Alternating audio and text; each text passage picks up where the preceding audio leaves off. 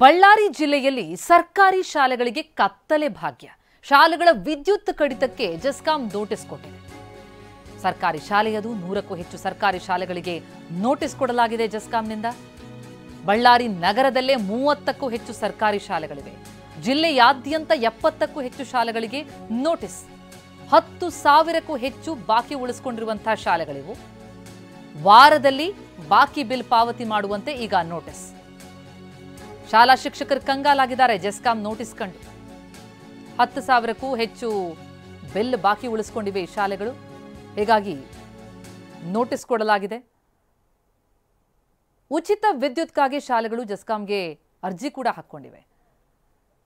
ಹಳೆ ಬಾಕಿ ಬಿಲ್ಲನ್ನು ಕಟ್ಟುವಂತೆ ಈಗ ನೋಟಿಸ್ ಕೊಡಲಾಗಿದ್ದು ಶಿಕ್ಷಕರು ಕಂಗಾಲಾಗಿದ್ದಾರೆ. ಕಟ್ಟಲಿಲ್ಲ ಅಂತಂದ್ರೆ ಕತ್ತಲೆ ಭಾಗ್ಯ ಈ ಶಾಲೆಗಳ ಪಾಲಿಗೆ. 100ಕ್ಕೂ ಹೆಚ್ಚು ಸರ್ಕಾರಿ ಶಾಲೆಗಳಿಗೆ ನೋಟಿಸ್ ಹೋಗಿದೆ. ಬಳ್ಳಾರಿ ನಗರವೊಂದರಲ್ಲೇ 30ಕ್ಕೂ ಹೆಚ್ಚು ಸರ್ಕಾರಿ ಶಾಲೆಗಳಿವೆ. ಇನ್ನು ಜಿಲ್ಲೆಯಾದ್ಯಂತ 70ಕ್ಕೂ ಹೆಚ್ಚು ಶಾಲೆಗಳಿಗೆ ನೋಟಿಸ್ ಹೋಗಿದೆ. ಈ ಶಾಲೆಗಳು 10,000ಕ್ಕೂ ಹೆಚ್ಚು ಬಾಕಿ ಉಳಿಸಿಕೊಂಡಿವೆ. ಹಳೆ ಬಾಕಿ ಬಿಲ್ ಪಾವತಿಸುವಂತೆ ಶಾಲೆಗಳಿಗೆ ನೋಟಿಸ್ ಹೋಗಿದೆ.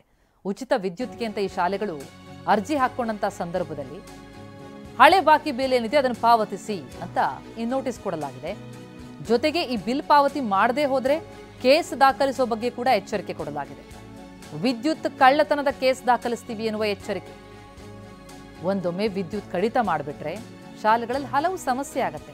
ಬೆಳಕಿರಲ್ಲ, ನೀರಿನ ಸಮಸ್ಯೆ, ತಾಂತ್ರಿಕ ಶಿಕ್ಷಣಕ್ಕೂ ಕೂಡ ತೊಂದರೆಯಾಗತ್ತೆ. ಕತ್ತಲಲ್ಲಿ ಮಕ್ಕಳು ಅಭ್ಯಾಸ ಮಾಡಬೇಕಾದಂತಹ ಅವಸ್ಥೆ ಉದ್ಭವ ಆಗತ್ತೆ. ಶಾಲೆಯಲ್ಲಿ ಅನೇಕ ಕೊಠಡಿಗಳು ಕತ್ತಲುಮಯದಿಂದ ಕೂಡಿದಂತಹ ಕೊಠಡಿಗಳಾಗಿದ್ದಾವೆ. ಅಲ್ಲಿ ಮಕ್ಕಳ ಕಲಿಕೆಗೆ ನಾವು ಪ್ರತಿ ತರಗತಿಯಲ್ಲಿ 2 ಬಲ್ಪ್ಗಳನ್ನು ಅಳವಡಿಸಿದ್ವಿ.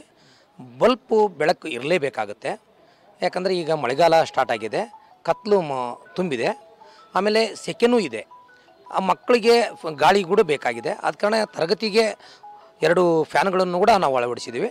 ಆ ಫ್ಯಾನ್ಗಳ ಒಂದು ಗಾಳಿಗೆ ಕರೆಂಟ್ ಬೇಕೇ ಬೇಕು.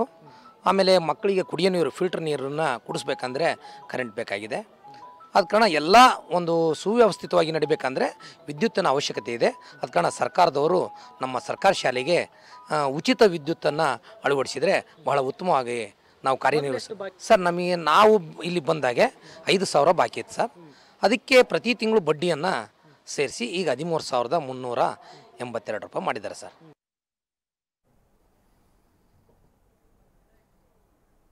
ನಾವು ಪ್ರತಿನಿಧಿ ವಿನಾಯಕ್ ಪ್ರತ್ಯಕ್ಷ ವರದಿ ಕೊಟ್ಟಿದ್ದಾರೆ, ನೋಡೋಣ ಬನ್ನಿ. ಬಳ್ಳಾರಿ ಜಿಲ್ಲೆಯಾದ್ಯಂತ 100ಕ್ಕೂ ಹೆಚ್ಚು ಸರ್ಕಾರಿ ಪ್ರಾಥಮಿಕ ಶಾಲೆಗಳಿಗೆ ವಿದ್ಯುತ್ ಕಡಿತದ ಆತಂಕ ಶುರುವಾಗಿರುವಂಥದ್ದು. ಅಂತಂದರೆ ಬಾಕಿ ಮೊತ್ತವನ್ನು ಇರಿಸಿಕೊಂಡಿರ್ತಕ್ಕಂತಹ ಶಾಲೆಗಳಿಗೆ ಈಗಾಗಲೇ ಜೆಸ್ಕಾಂ ಇಲಾಖೆಯಿಂದ ನೋಟಿಸ್ ಕೂಡ ಜಾರಿಯಾಗಿರುವಂಥದ್ದು. ನಾವೀಗ ಬಳ್ಳಾರಿಯ ನಗರದಲ್ಲಿರ್ತಕ್ಕಂಥ ಅಂದರೆ ಗಾಂಧಿನಗರದ ವ್ಯಾಪ್ತಿಯಲ್ಲಿ ಬರುವಂತಹ ಒಂದು ಸರ್ಕಾರಿ ಮಾದರಿ ಹಿರಿಯ ಪ್ರಾಥಮಿಕ ಶಾಲೆಯ ಮುಂಭಾಗದಲ್ಲಿದ್ದೀವಿ.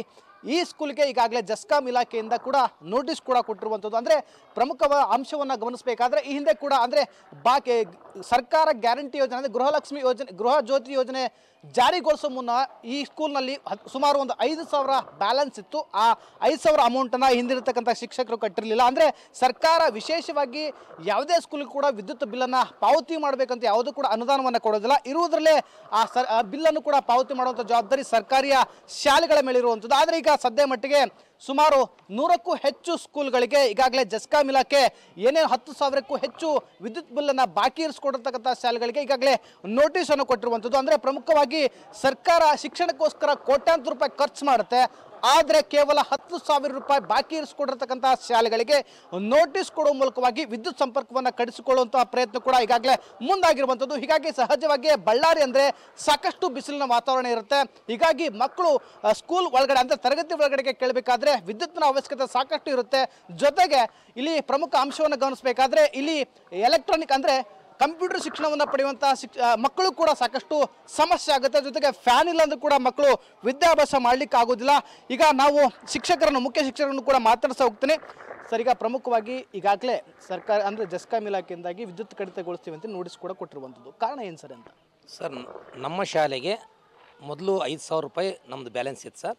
ಆ ಬ್ಯಾಲೆನ್ಸಿಗೆ ನಾವು ಏನು ಮಾಡಿದ್ವಿ, ಫ್ರೀ ಜ್ಯೋತಿ ಅಂದರೆ ವಿದ್ಯುತ್ ಜ್ಯೋತಿ ಫ್ರೀ ಸ್ಕೀಮ್ನಲ್ಲಿ ಬರುತ್ತೆ ಅಂತೇಳಿ ನಾವು ಅಧಿಕಾರಿಗಳನ್ನ ಭೇಟಿಯಾಗಿ ಲೆಟ್ರ್ ಕೊಟ್ಟು ಆ ಫ್ರೀಯನ್ನು ಮಾಡಿಸ್ತೀವಿ ಸರ್. ಮಾರ್ಚ್ ತಿಂಗಳಲ್ಲೇ ಫ್ರೀಯನ್ನು ಪಡೆದಿವಿ ಸರ್. ಅಲ್ಲಿಂದ ಇಲ್ಲಿವರೆಗೂ ಬಿಲ್ ಕೊಟ್ಟಿದ್ದಿಲ್ಲ ಸರ್. ಮೊನ್ನೆ ಮಾತ್ರ ಬಿಲ್ ಕೊಟ್ಟಿದ್ದಾರೆ. ಅದಕ್ಕೆ ಬಿಲ್ಲನ್ನು ಪಾವತಿ ಮಾಡಬೇಕು ಅಂತ ಹೇಳಿದ್ರು ಸರ್. ಈಗ ಇದಕ್ಕೆ ಫ್ರೀ ಮಾಡಿಸಿದೀವಲ್ಲ ಸರ್, ಆಮೇಲೆ ಸರ್ಕಾರ ಭರಿಸ್ತಂತ ಹೇಳಿದ್ವಿ. ಹೇಳಿದ್ದಕ್ಕೆ ಅವರು ಆದ್ರೆ ಕರೆಕ್ಟ್ ಸರ್, ನಾವು ನೋಟಿಸನ್ನು ಬರೆದಿದ್ದೀವಿ, ಈಗ ನಿಮಗೆ ಜಾರಿ ಮಾಡ್ತೀವಿ, ಇವಾಗ ನೀವು ಫ್ರೀ ಮಾಡಿದ್ದನ್ನು ತೋರಿಸಿದ ಮೇಲೆ ನಾವು ಇದಕ್ಕೆ ಕಟ್ ಮಾಡೋಕ್ಕೆ ಬರಲ್ಲ ಅಂತೇಳಿ ಹೇಳಿ ನೀವೆಲ್ಲ ಉಪಯೋಗಿಸ್ರಿ ಸರ್ ಅಂತ ಹೇಳಿ ಹೋದ್ರು ಸರ್. ಅಂದರೆ ಇಲ್ಲಿ ನೋಟಿಸಲ್ಲಿ ಪ್ರಮುಖ ಏನು ಅಂಶ ಇದೆ ಅಂತಂದರೆ 25ನೇ ತಾರೀಕು, ಇದೇ ತಿಂಗಳು 6ನೇ ತಿಂಗಳು 25ನೇ ತಾರೀಕು ವಿದ್ಯುತ್ ಕಡಿತವನ್ನು ಗೊಳಿಸಿದ್ದೇವೆ. ಒಂದು ವೇಳೆ ನೀವು ಸಂಪರ್ಕವನ್ನು ಪಡಿಸ್ಕೊಂಡ್ರೆ ಅದನ್ನು ಕಳ್ಳತನದ ಆರೋಪದಡಿ ಕೇಸನ್ನು ದಾಖಲೆ ಮಾಡ್ತೀವಿ ಅನ್ನೋ ನೋಟಿಸ್ ಈಗ ಪ್ರಸ್ತುತವಾಗಿ ರನ್ ಇದೆಯಾ? ರನ್ ಇದೆ ಸರ್. ಅಂದರೆ ಕಡಿತ ಮಾಡಲಿಲ್ಲ ಸರ್. ನಮಗೆ ನೋಟಿಸ್ ಒಂದೇ ಜಾರಿ ಮಾಡಿದರು.